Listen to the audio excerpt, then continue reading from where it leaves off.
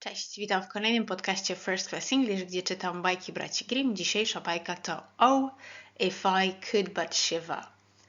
A father had two sons, the elder of whom was forward and clever enough to do almost anything, but the younger was so stupid that he could learn nothing.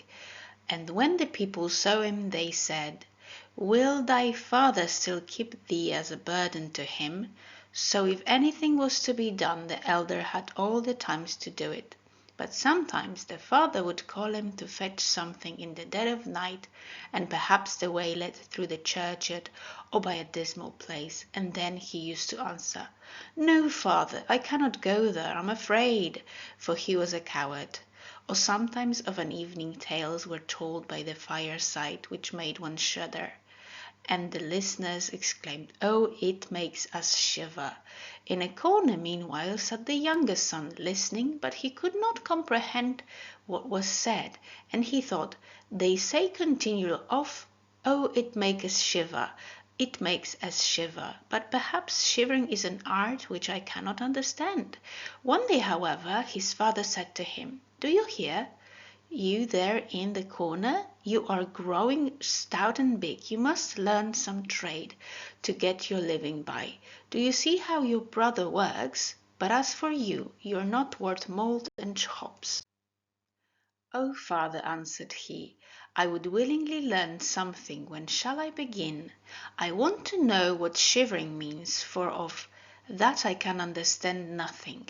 The elder brother laughed when he heard his speech, and thought to himself, "Oh, my brother is such a simpleton that he cannot earn his own living. He who would make a good hedge must learn betimes to bend."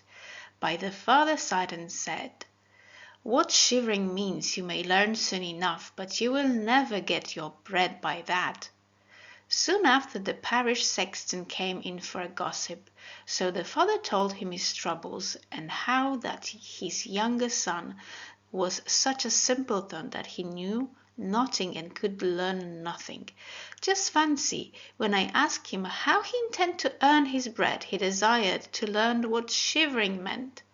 "Oh, if that be all," answered the sexton, "he can learn that soon enough with me. Just send him to my place, and I will soon teach him." The father was very glad, because he thought that it would do the boy good, so the sexton took him home to ring the bells. About 2 days afterwards he called him up at midnight to go into the church tower to toll the bell. "You shall soon learn what shivering means," thought the sexton, and getting up he went out too. As soon as the boy reached the belfry, he turned himself round to seize the rope. He saw upon the stairs near the sounding hall a white figure. "Who's there?" he called out, but the figure gave no answer, and neither stirred nor spoke. "Answer," said the boy, "or make haste off. You have no business here tonight." But the sexton did not stir, so that the boy might think it was a ghost. The boy called out a second time, "What are you doing here? Speak if you are an honest fellow, or else I will throw you downstairs." The sexton said to himself, "That is not a bad thought," but he remained quiet as if he were a stone. Then the boy called out for the third time, but it produced no effect. So making a spring, he threw the ghost down the stairs so that it rolled 10 steps, and then lay motionless in a corner. Thereupon he rang the bell, and then going home he went to bed without saying a word, and fell fast asleep. The sexton's wife waited some time for her husband, but he did not come, so at last she became anxious, woke the boy, and asked him if he knew where her husband was, who had gone before him to the belfry. "No," answered the boy, "but there was some one standing on the steps who would not give any answer nor go away. So I took him for a thief and threw him downstairs. Go now and see where he is. Perhaps it may be he, but I should be sorry for it." The wife ran off and found her husband lying in a corner, groaning with one of his ribs broken. She took him up and ran with loud outcries to the boy's father and said to him, "Your son has brought a great misfortune on us. He has thrown my husband down and broken his bones. Take the good-for-nothing fellow from our house." The terrified father came in haste and scolded the boy. "What do these wicked tricks mean? They will only bring misfortune upon you." "Father," answered the lad, "hear me. I'm quite innocent." He stood there at midnight like one who had done some evil. "I did not know who it was, and cried 3 times, 'Speak or be off.'" "Oh," said the father, "everything goes badly with you. Get out of my sight. I do not wish to see you again."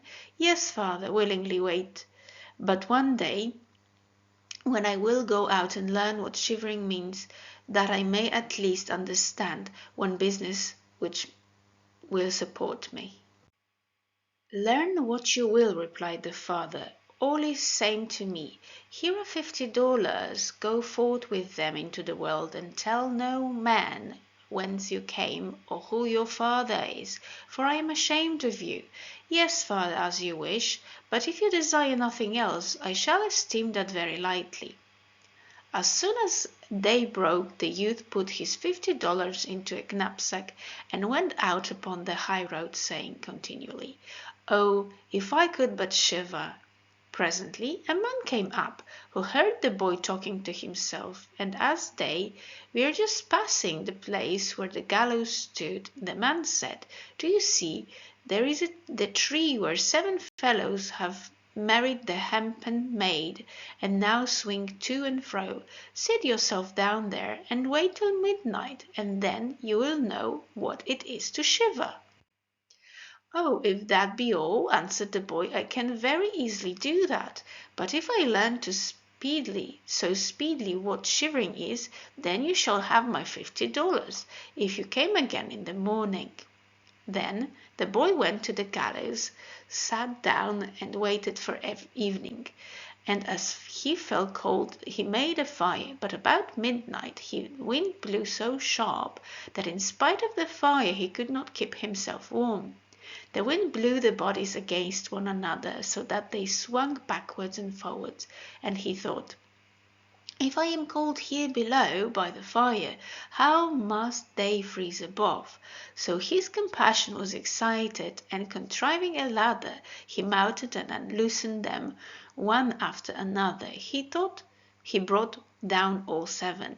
Then he poked and blew the fire, and set them round that they might warm themselves. But as they sat still without moving, their clothing caught fire. So he said, "Take care of yourself, or I will hang all of you up again." The dead heard not, and silently allowed their rags to burn. This made him so angry that he said, "If you will not hear, I cannot help you, but I will not burn with you." So he hung them up again in a row, and sitting down by the fire, he soon went to sleep. The next morning the man came, expecting to receive his $50, and asked, "Now, do you know what shivering means?" "No," he answered. "How should I know? These fellows up there have not opened their mouth, and were so stupid that they let the old rags on their bodies be burned." Then the man saw that he should not carry away the $50 that day, so he went away saying, "I never met with such a one before." The boy also went on his way and began again to say, If only I could but shiver, if I could but shiver." A wagoner walking behind overheard him and asked, "Who are you?" "I do not know," answered the boy. The wagoner asked again, "What do you here?" "I don't know." "Who is your father?" "I dare not say." "What is it you are continually grumbling about?" "Oh," replied the youth, "I wish to learn what shivering is, but nobody can teach me." "Cease your silly talk," said the wagoner. "Come with me, and I will see what I can do for you." So the boy went with the wagoner, and about evening time they arrived at an inn where they put up for the night, and while they were going into the parlour, he said quite aloud, "Oh, if I could but shiver, if I could but shiver." The host overheard him and said laughingly, "Oh, if that is all you wish, you shall soon have the opportunity." "Hold your tongue," said his wife. "So many imprudent people have already lost their lives.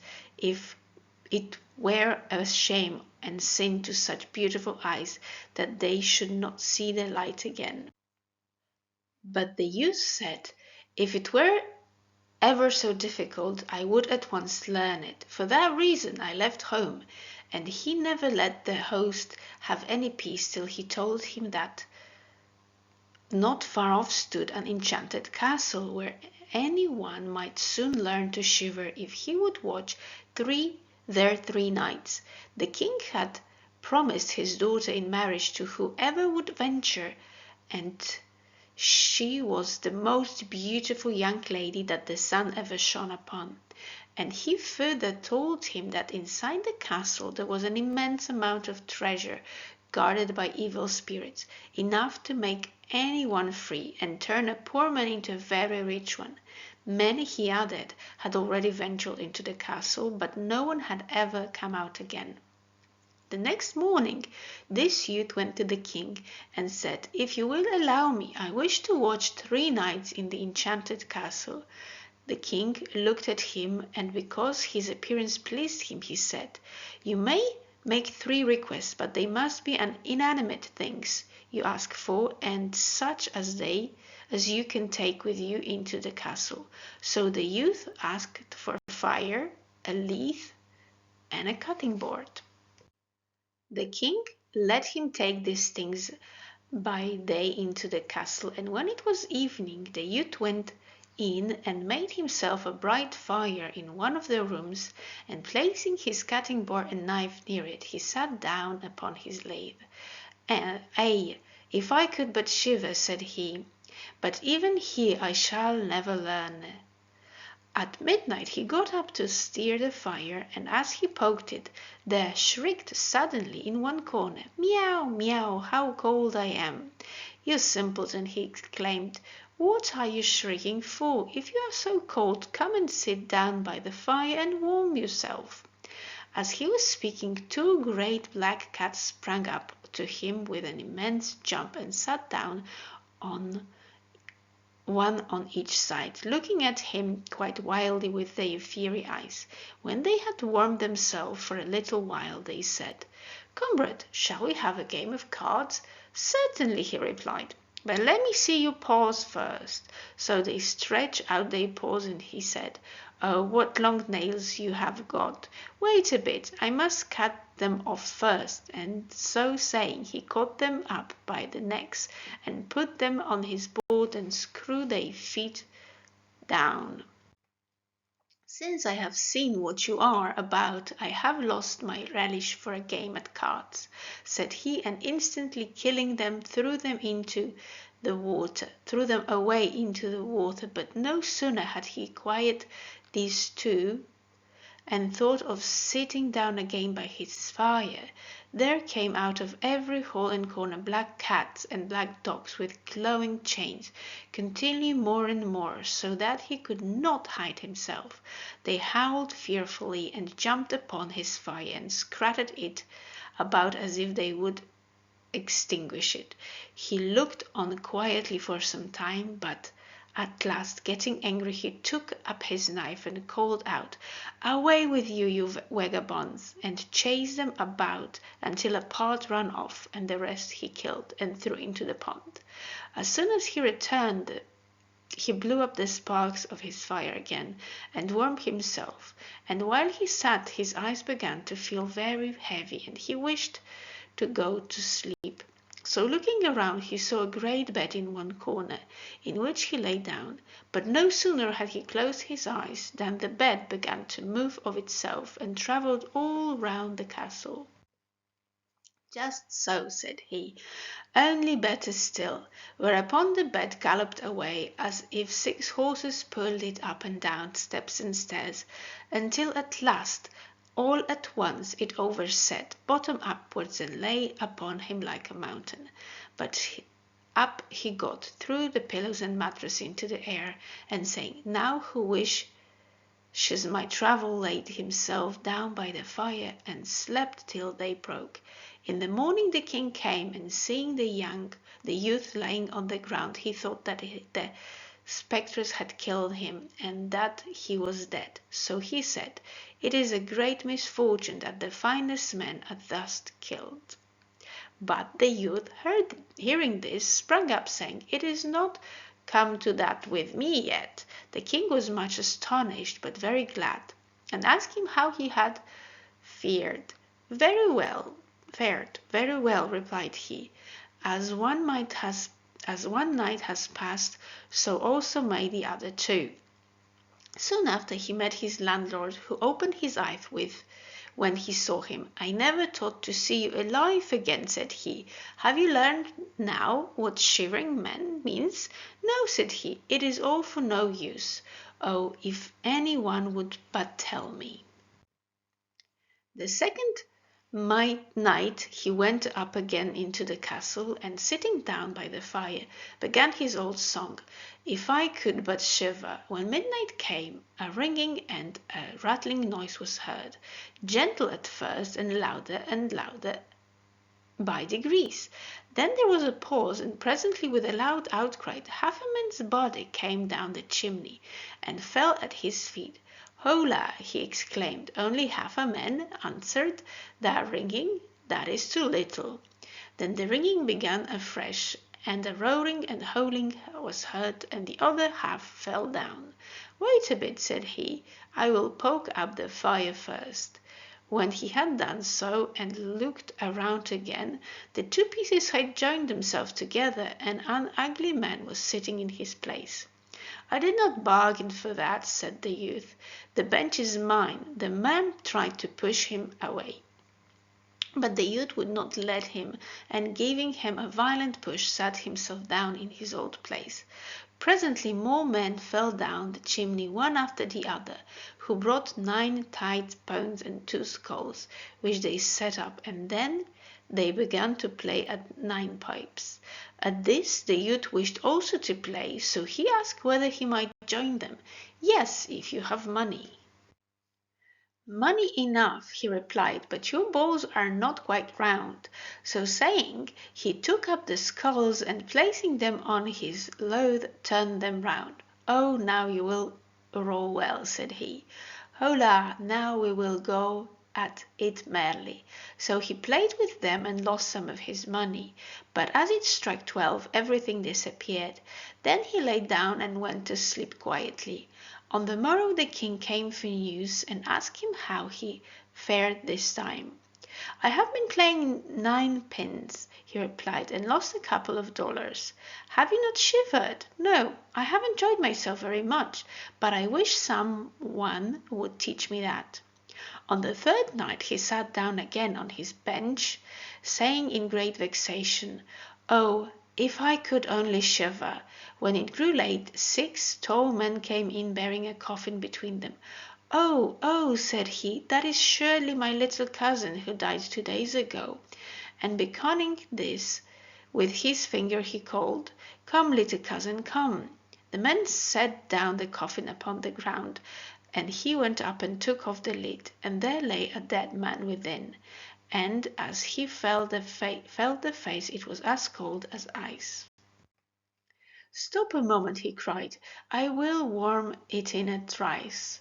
And stepping up to the fire, he warmed his hands and laid them upon the face, but it remained cold.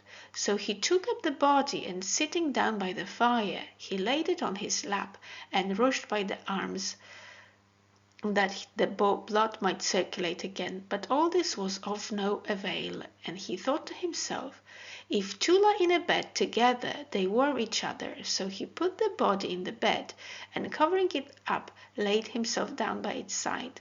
After a little while the body became warm and began to move about. "See, my cousin," he exclaimed, "have I not warmed you?" But the body got up and exclaimed, "Now I will strangle you." "Is that your gratitude?" cried the youth. "Then you shall get into your coffin again." And taking it up, he threw the body in and made the lid fast. Then the sixth mate came in again and bore it away. "Oh, dearie me," said he, "I shall never be able to shiver if I stop here all my lifetime." At these words in came a man who was taller than all the others and looked more horrible, but he was very old and had a long white beard.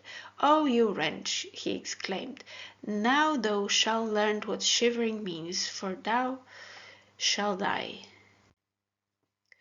"Not so quick," answered the youth. "If I die, I must be brought to it first." "I will quickly seize you," replied the ugly one. "Softly, softly, be not too sure. I am as strong as you, and perhaps stronger." "That we will see," said the ugly man. "If you are stronger than I will let you go. Come, let us try." And he led himself away through a dark passage to a smith's forge. Then taking up an axe, he cut through an anvil at one blow down to the ground. "I can do that still better," said the youth, and went to another anvil, while the old man followed him and watched him, with his long beard hanging down. Then the youth took up an axe, and splitting the anvil at one blow, wedged the old man's beard in it. "Now I have you, now that comes upon you." And taking up an iron bar, he beat the old man until he groaned and begged him to stop, and he would give him great riches. So the youth drew out the axe and let him loose. Then the old man, leading him back into the castle, showed him 3 chests full of gold in a cellar. "One share of this," said he, "belongs to the poor, another to the king, and a third to yourself." And just when it struck 12 and the old man vanished, leaving the youth in the dark, "I must help myself out here," said he, and groping round he found his way back to his room and went to sleep by the fire. The next morning the king came and inquired, "Now have you learned to shiver?" "No," replied the youth. "What is it?" "My dear cousin came here, and a bearded man who showed me a lot of gold down below. But what shivering means no one has showed me." Then the king said, "You have won the castle and shall marry my daughter." "This is all very fine," replied the youth, but still I don't know what shivering means." So the gold was fetched and the wedding was celebrated. But the young prince, for the youth was a prince now, notwithstanding his love for his bride and his great contentment, was still continually crying, "If I could but shiver, if I could but shiver." At last it fell out in this wise. One of the chambermaids said to the princess, "Let me bring in my aide to teach him what shivering is." So she went to the brook which flowed through the garden, and drew up a pail of water full of little fish, and at night, when the young prince was asleep, his bride drew away the covering and poured the pail of cold water and the little fishes over him, so that they slipped all about him. Then the prince woke up directly, calling out, "Oh, that makes me shiver, dear wife, that makes me shiver. Yes, now I know what shivering means." The end. Do usłyszenia w następnym odcinku.